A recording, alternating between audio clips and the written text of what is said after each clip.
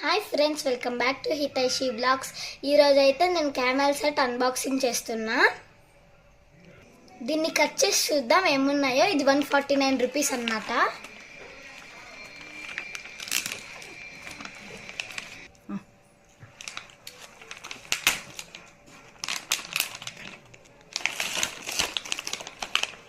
చూడండి ఏమేమి ఐటమ్స్ వచ్చాయో చూడండి. 9 ఐటమ్స్ అయితే వచ్చాయి. చూడండి ఏమేమి ఉన్నాయి.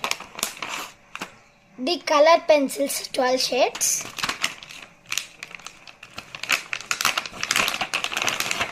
ఇది ఆయిల్ పెయింటింగ్స్ అండ్ ఇవి క్రేయాన్స్.